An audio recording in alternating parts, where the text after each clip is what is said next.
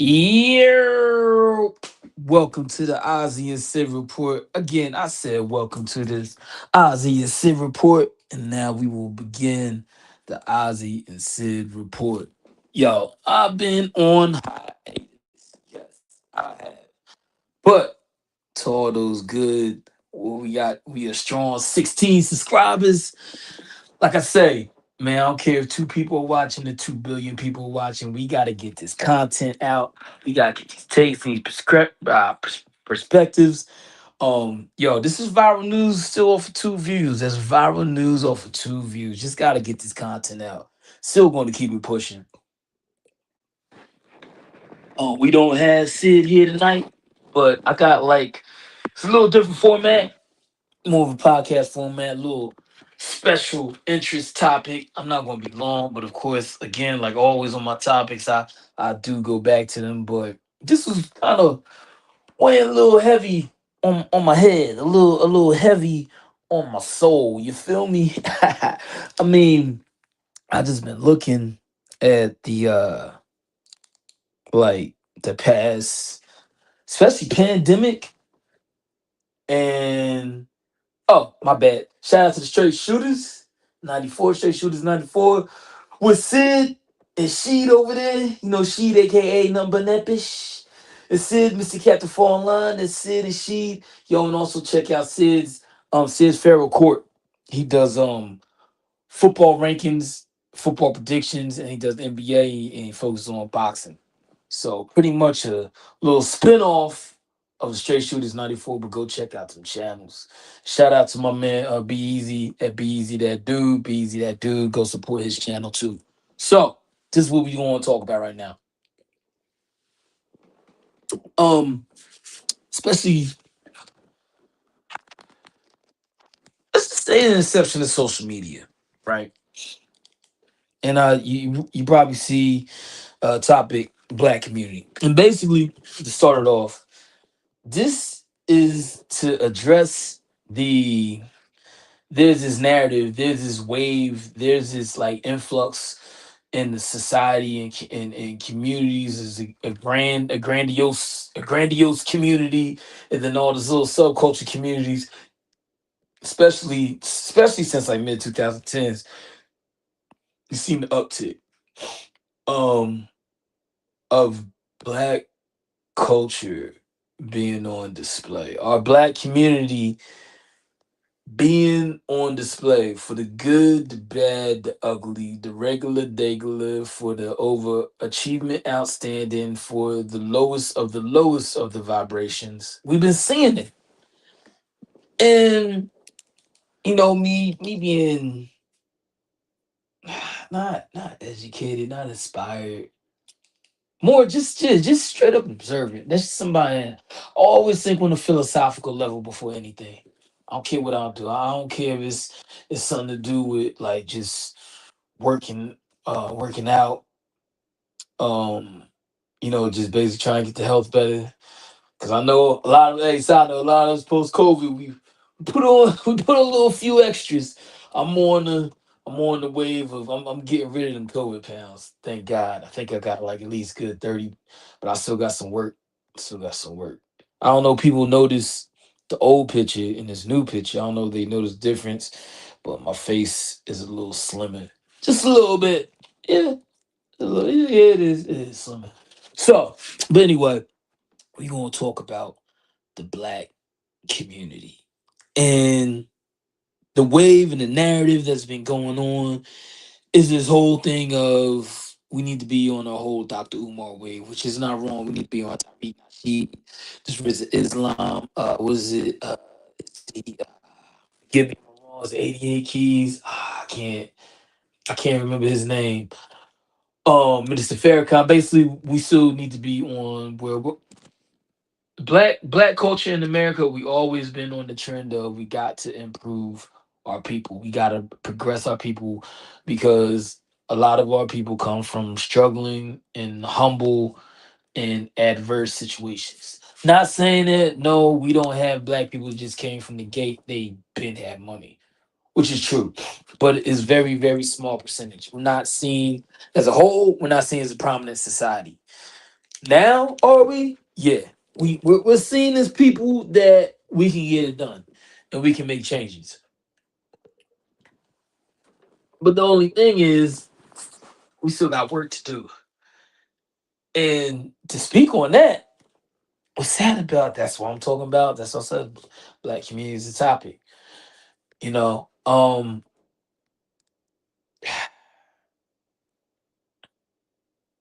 we we actually as a whole, our progression is more on the uptick.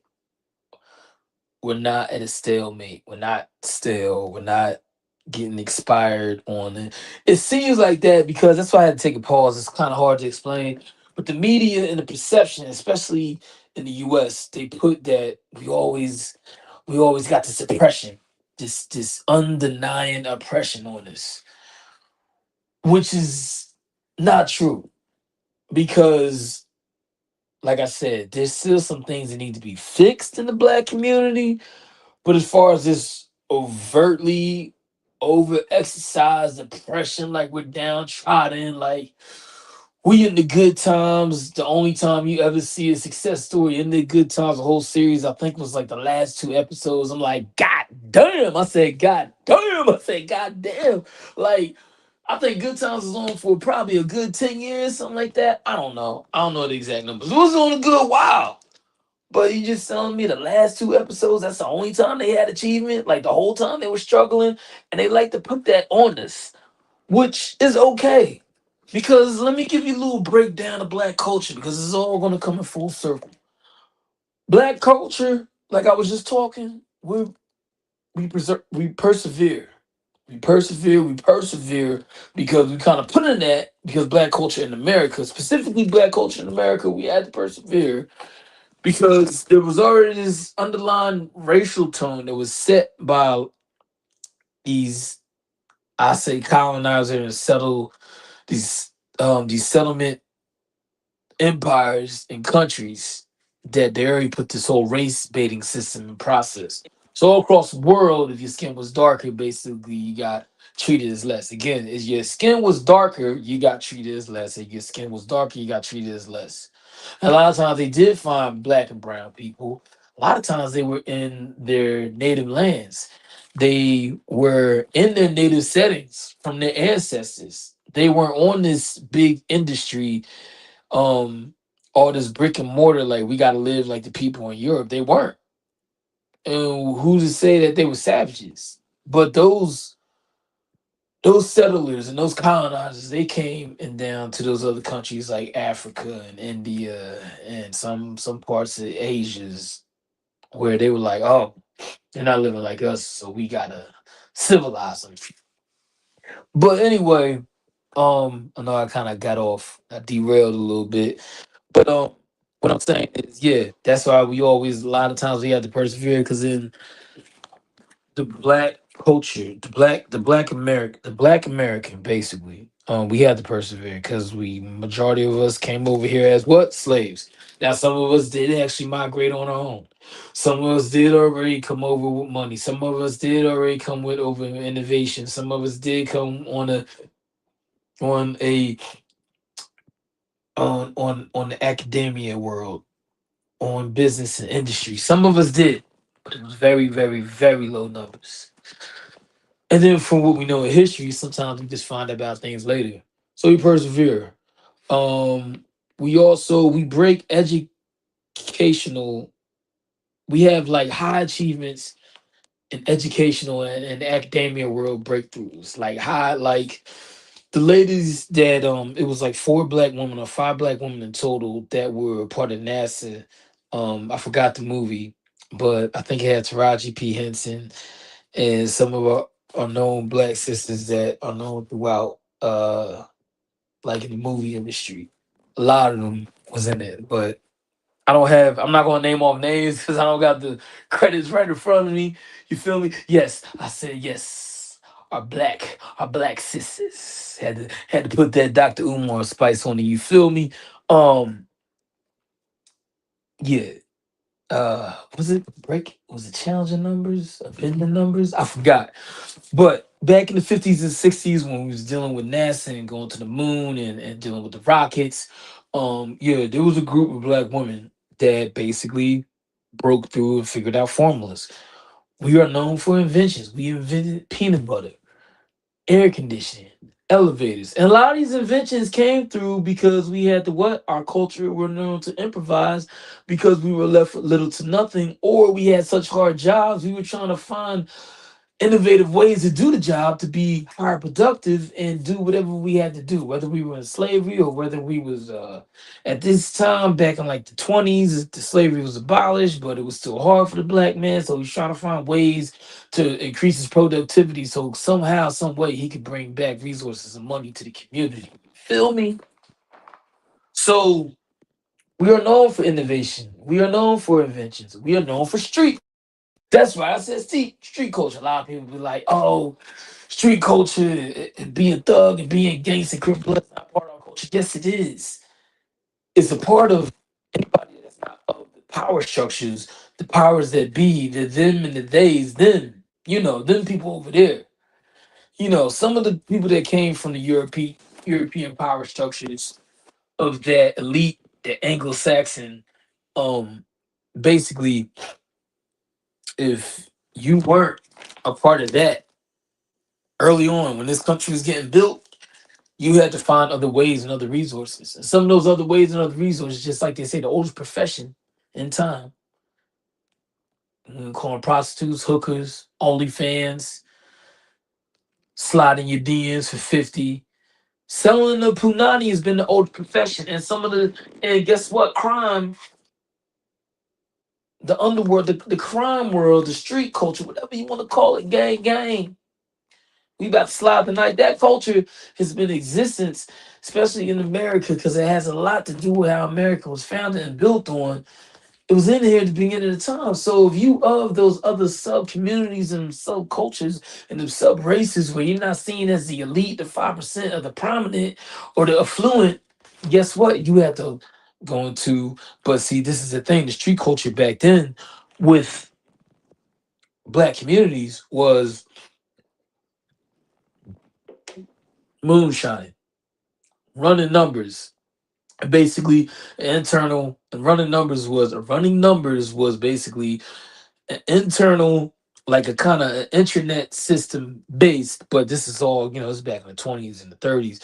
This is all done on pen and paper and whatever they was writing on cloth and regular like real paper, like they was writing on the real ish back then. um it was an internal community gambling system where people would put money into the pot, whoever hit the number will win. But and then the gangs back then were black gangs. They actually protect the community, and basically they kept the other complexion of law enforcement out. Like I said, they kept the other complexion of law enforcement out. So street culture is a part of us. It's just until later it turned into something else. Crips and the Bloods was learned to protect the community and progress it. Now see what it is. Um, like I said, we're known for achievements to where we didn't shine in before. Once we given the opportunity, we're going to take an opportunity and create the high achievements. We're known for music. We're known for our creativity. We're known for hood culture. It is what it is. We brought in hip hop culture.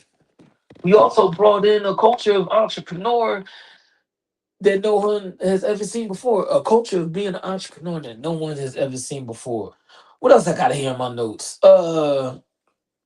Oh, just being cool. Everybody knows that. There's an underlying an invisible law, an untangible, but it's an invisible law, an underlying fact that people know that our culture is so affluent. Not it's not just hip hop culture, it's just being black. Black sets the cool. Again, I said like black sets the cool. I even heard this back when I was in Catholic school as a token. Being pro black, yeah, token just like it's what is it, South Park? It's called, yeah, you know. And I was still pro black then, right? Even had white friends, I was still pro black. Like, like he black to the core, like damn right. Um, even being the token, I had a nun, a white nun saying, "Yeah, I see it. All you white kids, want to be like these black kids in the city because they make everything look cool. They set the cool. She said we set and we make everything look cool. We set and we make everything look cool. That's a true story, like for real. And it was cool that I had the dynamic because it's like I said, just like you see in South Park, like the token was a black kid, like that was literally me. But super so I never had that identity crisis, thank God. But I would live in like sometimes a all white, like a white community in school. Only few of us. Yeah, because one of my best friends still to this day, my one of my best friends still to this day. One of them is black, so we was on black kids like yo, still linked up and cool to this day. But just like some other friends, like I said, they're on that black got some good white friends, whatever, Spanish friends, all that. But anyway, we're not here to talk about IRL and breaking down the friendship dynamics and all that.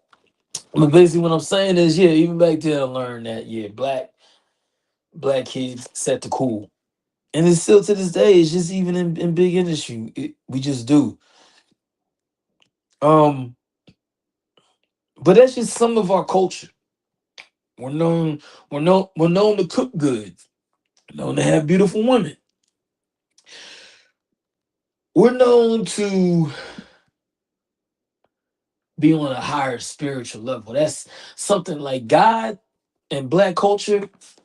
You really don't hear. I say this, and this is, and like I said, there's many examples of our culture, but this is something you never hear any of us being, uh, what do you call it?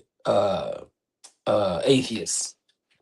You don't hear any. We don't really have a lot of us. Probably might be, but it's very, very, very, very rare. And I could probably like really attest, like my whole like my American black car, American Express black car. You get the joke. Anyway, yeah, I kind of attest to that. Like I said, I'm sure there's a possibility, yeah, but most of us on a spiritual level, whether it's through Christianity, whether it's through Hamdulillah, we following Jesus, inshallah, God willing, all that.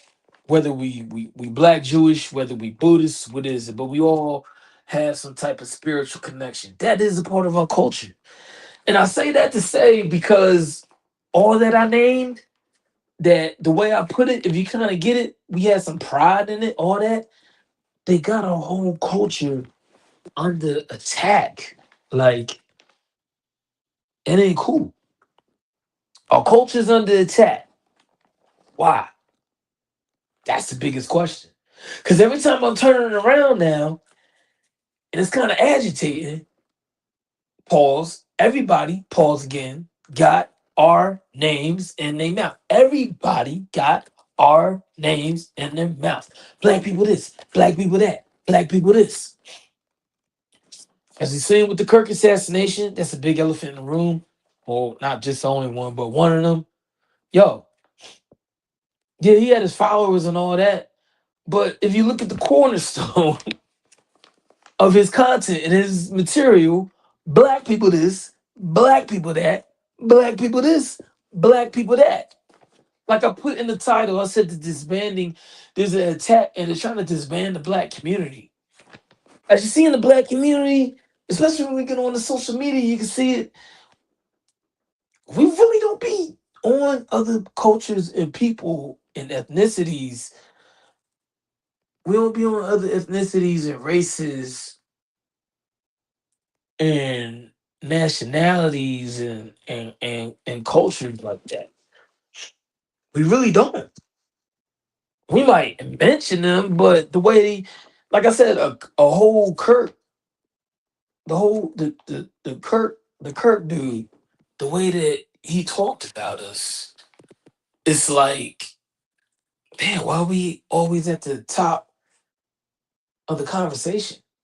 You know. And again, disclaimer, because I don't even want to get mixed into all that, because that was crazy. This ain't to celebrate what happened. This ain't to mourn what happened. Again, this ain't to celebrate what happened or to mourn what happened with the content creator. But this is just to point out facts. Like talking about the black culture and community, we was the cornerstone of that. Again, like why? Every time I turn around, when is the Nick Fuentes and Fuentes dude? It's like Fuentes. Why I can't? Why it sounds like I'm messing it up? I'm trying to say it right. Fuentes. Anyway, the Nick Fuentes dude. Whatever. I don't know why I can't get that right. The comments that he made, he went on a whole rant talking about the dislikement of black people and what he had for us. So it's because we're so influential. Black people as a culture, period, especially Black American culture, is so influential. We have to take the good and the bad. So everybody wants to be like us, but everybody has to talk about us. But at the same time, I'm still wondering why. And this is why I call it the disbandment of the Black community. Like it's a slow disbandment. Now, is it going to happen? I don't think it's going to happen, but they are sure trying. They do have some results. Um, why? Why is everybody talking about us? Is there a hidden secret, a hidden knowledge, or a hidden jewel? Like when what they say? I think it was back during COVID. They were saying like anybody with melanin in their skin, any black. It was either any black person, anybody with like dark, like deep melanin in their skin. If you look up at the sky, at the sun on a certain date, we were supposed to gain superpowers. Like, is that what it is? Are they trying to block us from our blessings, from our superpowers? So if I look at the sun for a good 1 minute and 73 seconds and a quarter of a millisecond, whatever, if I'm gonna gain some superpowers, like let me know. Because it's just weird if you think about it as a black person. If not to anybody that's not black, listen to this replay. That had nothing to do. Because if you notice, see, again, that's another thing, a side thing. That's why black people don't really talk about nobody. Because guess what? Black people don't create groups. Again, black people as a community, as a culture, we don't create groups to hate on other groups. Now, there's other cultures and other communities that are non-black that create groups and sectors to hate on us. But we don't do that to nobody. Why? Because it's a waste of time. Excuse me. And this is not even doing anything. So think about that.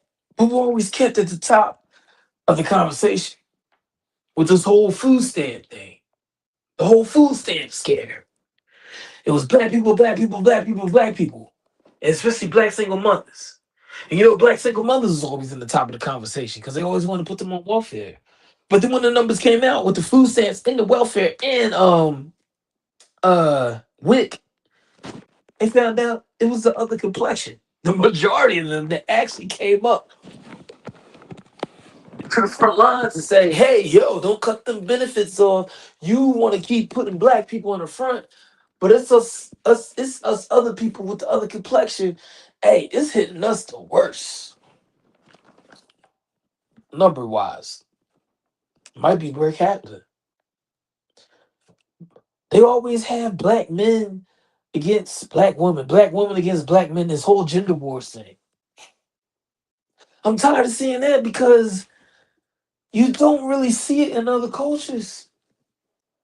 When I look at podcasts and content, when I'll say, I'll just put it to you like this. Any other culture is non-black. If any other complexion. If I see a man and woman arguing, they usually arguing over sports, uh, different careers and jobs that women may have the same as men, but the pay is less or it's harder to get it. Who's a better cook? So things like that, little lighter topics. Even though the whole salary thing that can't get into a deep thing, but at the same time, I've heard podcasts where the woman and the man were talking, and I can't exactly remember, but they're talking about corporate positions and hey, well, the CEO.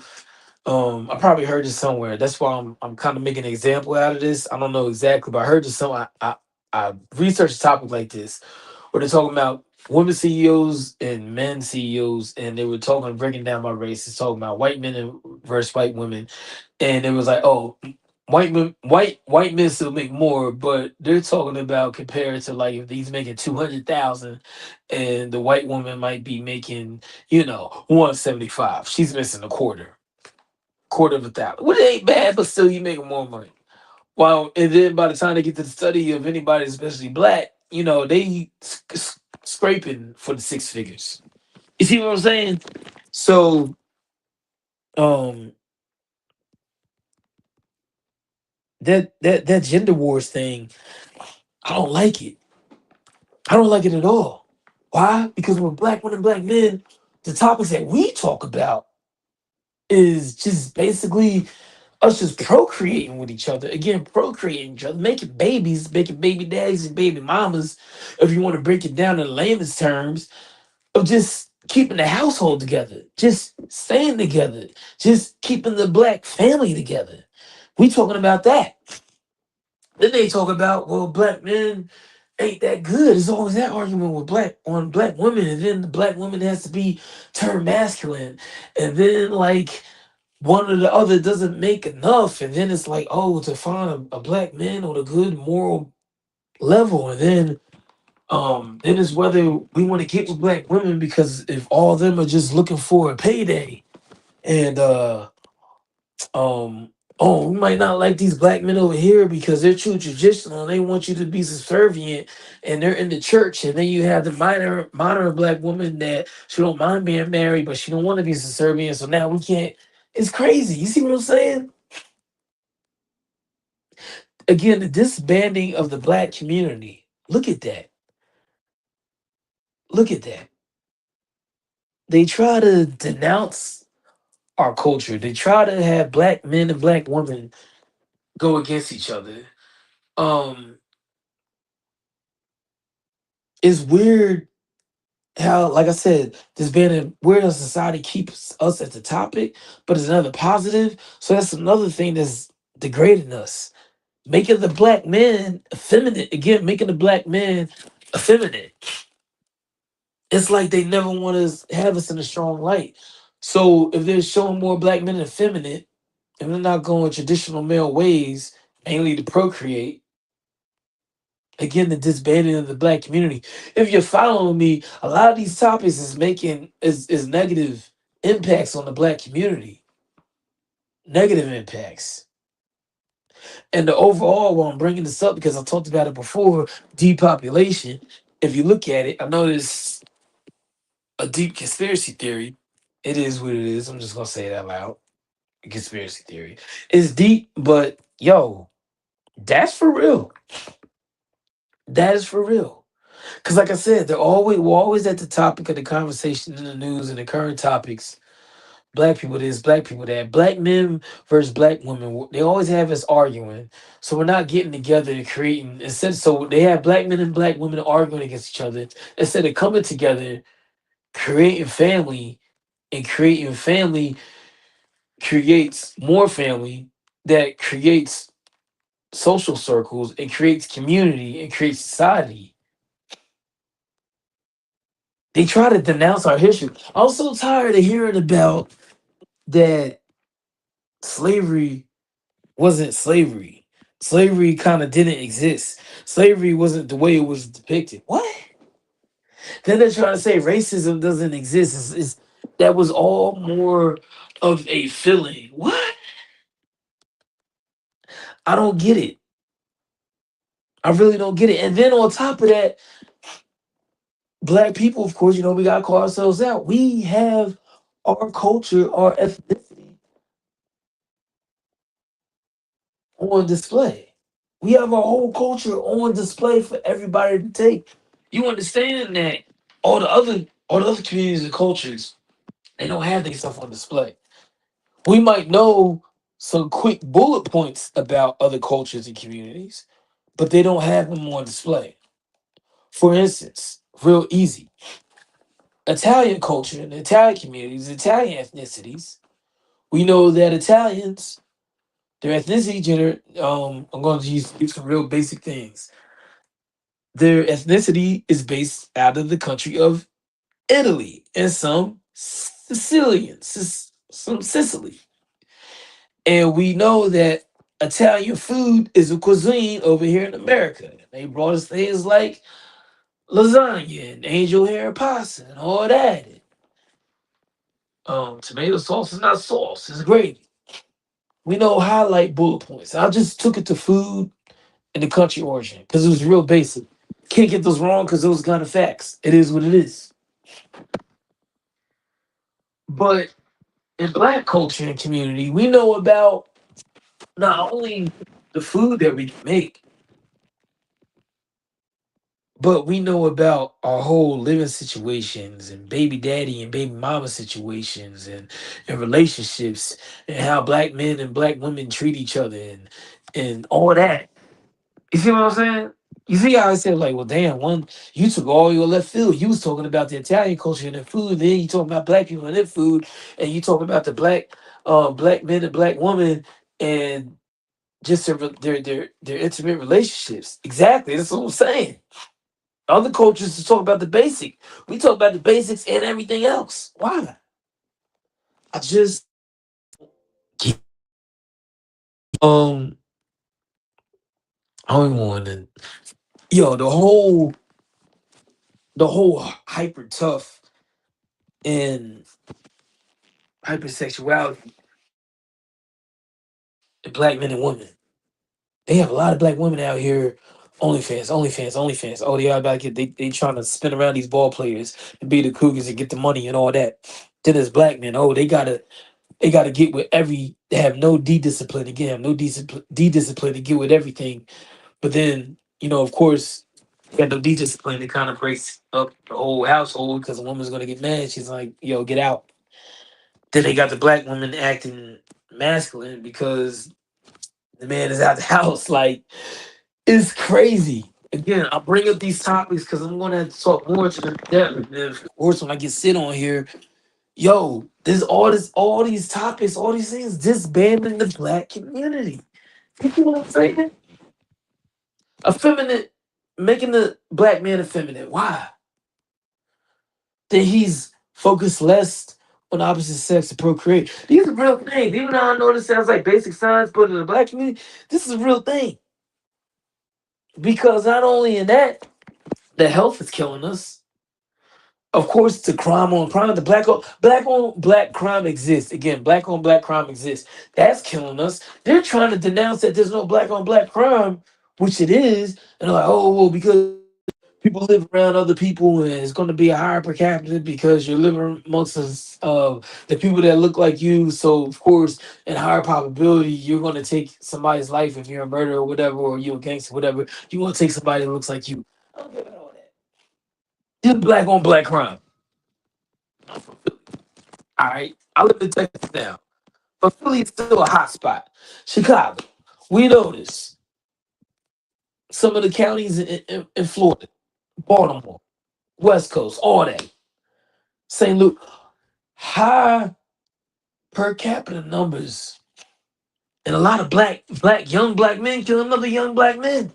Again, it's this disbanded community, but then they like to skew the numbers and skew the narrative, like, oh no, that's not a real thing, and that's kind of made up, and there's really no black on black crime. Again, disbanding of the black unity, bro.